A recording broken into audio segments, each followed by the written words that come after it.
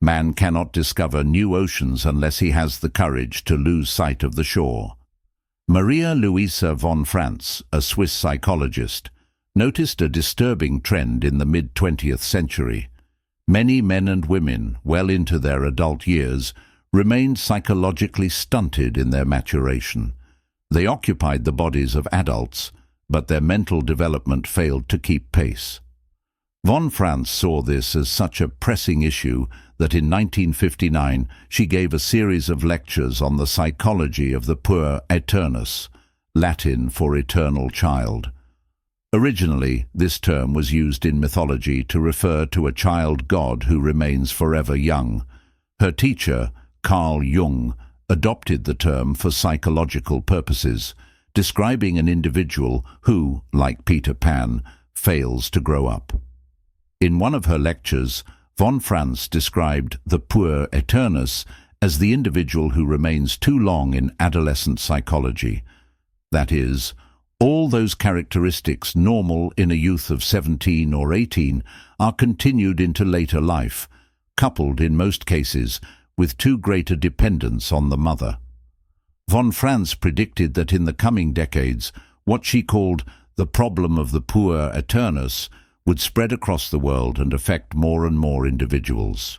Her predictions have proven remarkably accurate, especially among the male population of the Western world. Many young men are struggling academically, socially, spiritually, financially, and sexually. They are living at home well into their late 20s and 30s, choosing to remain in the comforting confines of their parents' care rather than testing the unknown waters of independence. Instead of striving to create something of themselves, many prefer the familiar and comfortable virtual worlds of internet pornography and video games.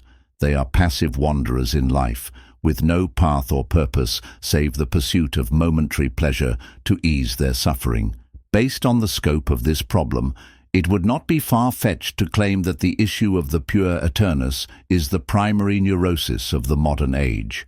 The purpose of this course is to provide an antidote to those who suffer from this problem. To do this, we will provide an in-depth psychological analysis of the Puer Aeternus and, building on insights from Carl Jung, Søren Kierkegaard, von Franz, and others, offer practical advice on how to embark on a more responsible, enriching, successful, and independent life path. Before we examine the psychology of the Puer Aeternus, it is necessary to take note of the conditions that have given rise to this social problem.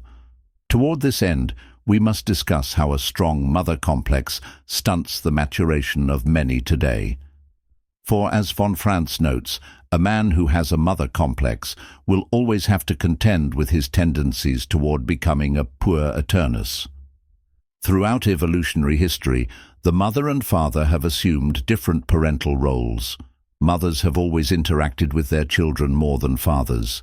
They maintain more physical contact and are more nurturing, comforting, and empathetic to the physical and emotional pains and needs of the child. This extremely intimate and close relationship with the mother creates in the child a lasting emotional mark or a highly resistant psychological bond that psychologists call a mother complex. The child's experience of the mother, writes James Hollis, is internalized as a complex, an emotionally charged cluster of energy beyond the control of the ego. Fathers do not create the same bond of dependency with the child. Instead, their role has traditionally been to provide the developing child with resources and protection, but, just as importantly, with guidance.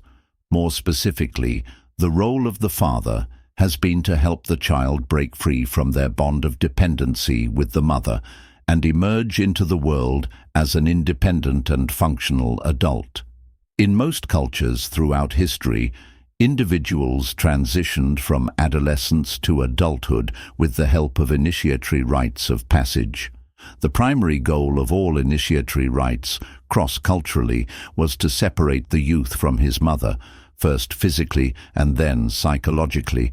These rites were performed shortly after the onset of puberty, and were instituted solely by the elder males of the tribe, the cultural fathers. Women were generally banned from observing or participating in these rituals. A typical rite of passage, as explained by Mircea Eliade in his book Rites and Symbols of Initiation, proceeded as follows. In the middle of the night, the cultural fathers of the tribe, dressed as gods or demons, snatched the youth from his bed.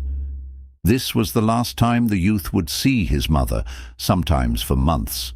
The youth would be taken to a deep cave, buried alive, or else plunged into some other sort of literal or symbolic darkness. This stage represented the symbolic death of the youth's childhood, the loss of paradise and the joys of irresponsibility. It was meant to convey to the youth the message, "You can't go home again." Following the symbolic death of childhood, a ceremony of rebirth would be performed, marking the young adult's transformation to a more mature state of being. He was subsequently taught by the elders the wisdom and knowledge of the tribe, and then sent off into the wilderness, where he would spend many months alone, struggling for his survival. Upon his successful return, he was welcomed back into the tribe as an adult member. From that point on, the youth was expected to have overcome his mother complex. Immaturity and dependency were no longer acceptable. Given the intensity and sometimes violent nature of these initiation processes, it appears that our ancestors understood that separating a young boy from his mother was a monumental task requiring deliberate measures. In the West today, there is no equivalent for these rites of passage. It has often been said, notes Mircea Eliade, that one of the characteristics of the modern world is the disappearance of any meaningful rites of initiation. Lacking cultural fathers and rites of initiation, the youth today must turn to their personal father for guidance into adulthood. Unfortunately, not all fathers can supply their children with this guidance.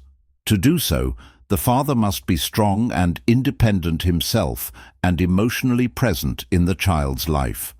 He must be able to show, by example, that there is something worth seeking and struggling for in this world. For a young man to successfully break from the comforts of childhood, he must be convinced there is somewhere worth going. Sons also need to watch their father in the world, writes James Hollis. They need him to show them how to be in the world, how to work, how to bounce back from adversity.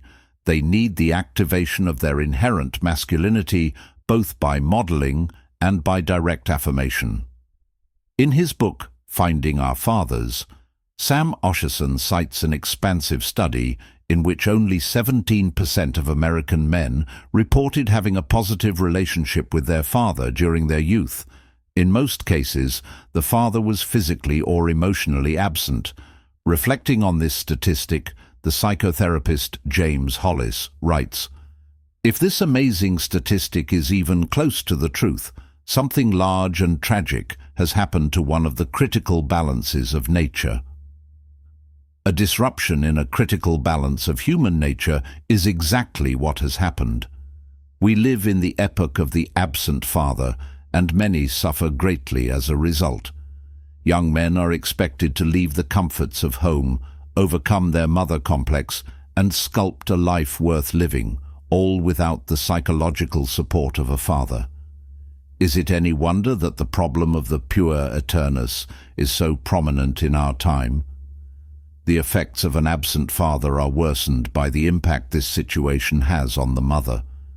Firstly, the mother tends to become more authoritative in her parenting to compensate for the lack of a masculine figure in the child's life.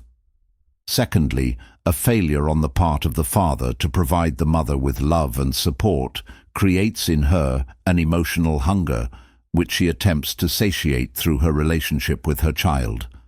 This situation creates the perfect storm, whereby the mother becomes what Jungians call a devouring mother. She overprotects and smothers her child, becoming involved in every aspect of his life. It is often the case that such a mother, despite having the best intentions, unconsciously manipulates her child into remaining dependent on her well into adulthood. Often, the child willingly complies. Behold the secret conspiracy between mother and son, writes Jung, and how each helps the other to betray life.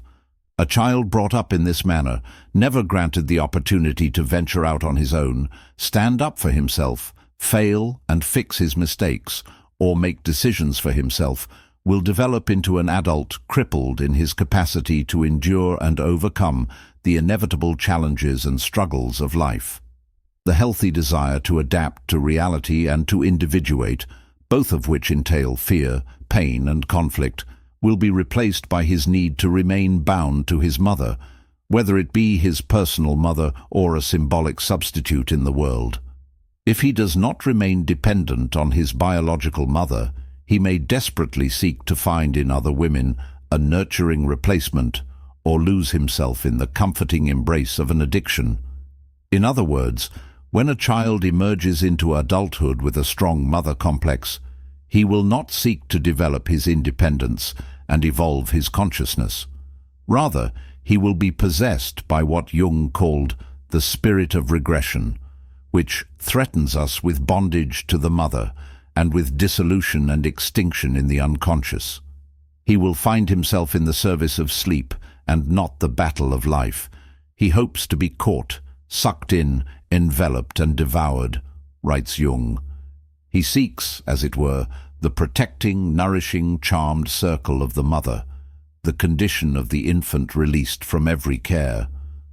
No wonder the real world vanishes from sight. In the next video, we'll provide an in-depth analysis of the psychology of the Puer Aeternus.